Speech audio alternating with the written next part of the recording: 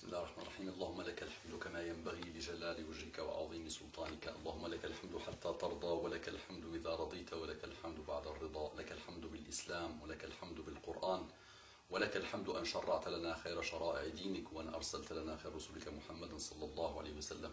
اللهم صل على محمد ما ذكره الذاكرون الأبرار، وصل على محمد ما تعاقب الليل والنهار، وصل على محمد وعلى المهاجرين والأنصار.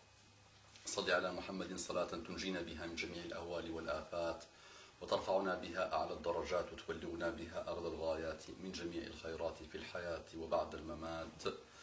السلام عليكم ورحمة الله تعالى وبركاته. إخواني في الله, que la paix d'Allah subhanahu wa ta'ala, ses salutations, ses miséricordes soient sur vous, mes frères et sœurs, partout dans le monde. Rabbi shrah li sadri wa yassir li amri wahlul 'uqdatan min lisani yafqahu qawli. Bismillah.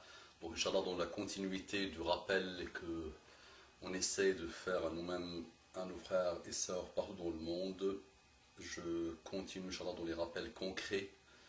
On ne va pas trop théoriser parce que, alhamdoulilah, la théorie, il y a beaucoup de théories qu'on ne veut plus écouter, qu'on n'est même plus capable d'écouter, qu'on ne comprend pour des choses trop théoriques qui ne font pas avancer.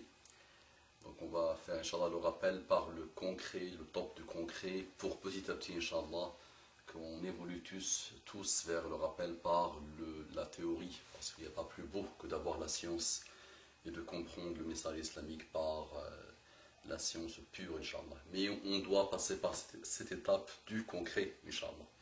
Donc c'est l'histoire que j'ai postée sur Internet, que j'ai reçue d'une sœur très sincère, où on ne colporte pas des choses non véridiques, donc l'histoire est véridique. Une de nos sœurs l'a vécu et beaucoup de millions de sœurs la vivent partout dans le monde aujourd'hui. Donc c'est les pas de shaitan dans les relations hommes-femmes. Et vous avez, je pense, vu l'intervention sur l'adorateur qui adorait Allah des dizaines et dizaines d'années, qui a fini en enfer suite à cause des pas de shaitan. Donc c'est l'histoire d'une sœur qui avait, il y a quelques années, décidé de se marier et qui avait essayé de trouver son prince charmant, son futur mari, sur un site internet.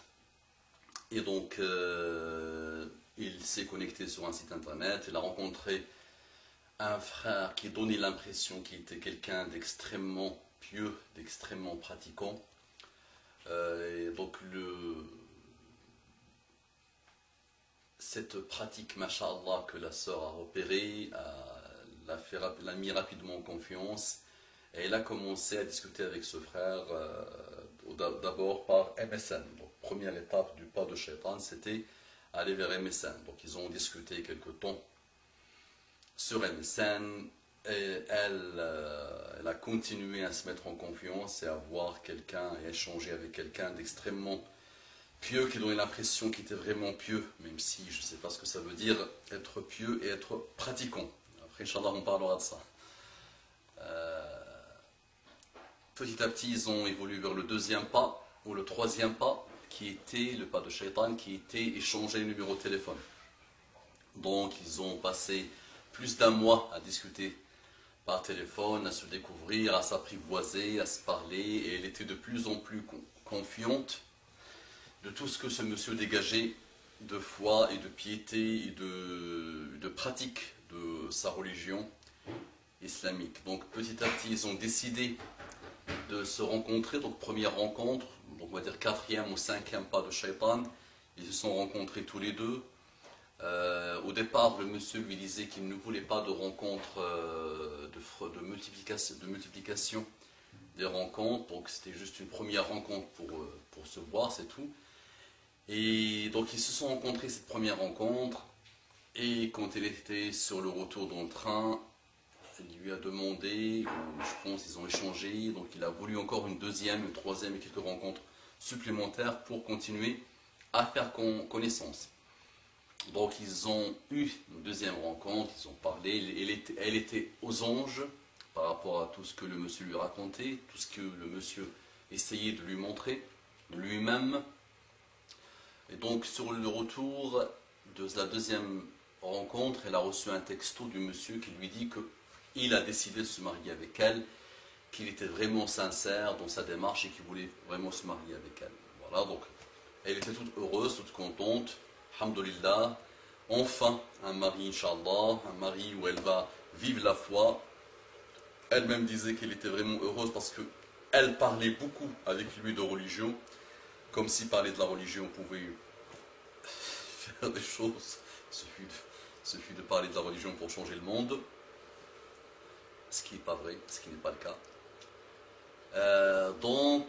Ils ont commencé à discuter, à parler sur les modalités du mariage. Jusqu'à là, les amis, ni la famille à elle, ni sa famille à lui n'ont pas été informés. Son wali à elle n'a pas été informé. Ça a été fait vraiment entre les deux. Tout ça, ça avance donc, droit vers le mur, sans l'intervention d'un conseiller ou d'un wali. Lors d'une discussion, il parlait des modalités de mariage. Le moment où elle lui a posé la question quand tu viendras avec ta famille me demander au mariage, à ce moment-là, lui, il a rétroqué, il a répondu en disant est-ce que tu es vierge? La question l'a un peu déstabilisé, l'a trouvé trop directe, mais il a répondu sans aucune hésitation oui, je suis vierge. Donc lui, il lui a dit si tu es vierge et tu es sûr de toi, j'aimerais bien que tu fasses un certificat de virginité. Ça l'a un peu choqué, mais il a réussi à la convaincre, elle était vraiment très insistante. Elle a décidé d'aller voir sa gynécologue pour lui sortir ce certificat. Mais le monsieur lui a demandé de venir faire cette attestation dans son bled à lui, qui était un peu loin, dans sa ville à lui, qui était très très loin de la ville où habitait notre sœur. Donc elle est quand même partie voir la gynécologue, qui l'a auscultée, qui a rapidement confirmé qu'elle était vierge, mais le monsieur a voulu que ça soit fait par un médecin ou gynécologue de sa région qu'il connaît lui. Donc il l'a invité à venir dans sa région pour faire ce certificat. Donc elle s'est déplacée, confiante en elle-même, confiante en monsieur, qui était vraiment bien, tout ça pour elle. Et elle est partie dans sa ville, a pris l'avion, elle est partie. Le monsieur l'a rencontré, l'a accueilli à l'aéroport, et lui a dit qu'il n'avait pas encore pris rendez-vous avec la médecin. Donc ça l'a un peu étonné, mais il a pris l'hôtel pour elle, en lui disant qu'il allait peut-être prendre le rendez-vous avec la gynécologue. À l'hôtel, donc ils ont mis leurs bagages, ils ont décidé d'aller se promener. Le monsieur était vraiment extrêmement doux, intentionné, intelligent, gentil, sage, tout ce que vous voulez, vraiment un monsieur vraiment presque parfait. Donc ils ont eu une belle promenade, ils sont partis au resto, la jeune femme était aux anges, et à un moment donné, ils ont décidé de retourner faire la prière. Donc ils sont rentrés à l'hôtel pour faire la prière. Donc ils ont fait la salat, la prière, mashallah, et à ce moment-là, le monsieur s'est approché d'elle, et il a commencé à essayer de la caresser, et de faire des choses pas bien. Donc au même moment, le monsieur était extrêmement habile et intelligent, donc il parlait du mariage, de ce mariage imminent, et il caressait, à un moment donné, la jeune femme a commencé à voir le piège, elle a commencé à se débattre, mais le piège était vraiment bien tendu par le monsieur, donc il était de plus en plus violent, donc elle n'a rien pu faire, donc ils ont malheureusement commis l'énorme, même si je le dis 2 milliards d'années, l'énorme péché qui est la fornication, qui vous connaissez les ravages de cette fornication dans le monde. Donc la jeune femme a été triste, vraiment déstabilisée, troublée, triste, malheureuse et tout ça, mais le mal était déjà fait. Et donc le monsieur, une fois que l'acte a été consommé, l'aboutissement charnel a été fait, le monsieur a complètement changé, il est devenu distant, pensif, il ne lui adressait plus la parole et il était invisible pour lui. Et le lendemain, elle n'a pas dormi la nuit, il était malheureuse, lui il est parti le lendemain prendre son petit déjeuner. Au retour, il lui a dit finalement tu as menti, tu n'étais pas vierge, j'ai pas vu de saignement, tu n'étais pas vierge. Donc elle lui a dit tu as vu le sang, il lui a montré le sang sur le lit, lui sa réponse à lui c'est que tu n'es pas vierge, point à la ligne. L'histoire finit en l'emmenant à la gare en lui disant que c'était le bus qui mène à l'aéroport. Oublie-moi, oublie mon numéro de téléphone, je ne veux plus entendre parler de toi.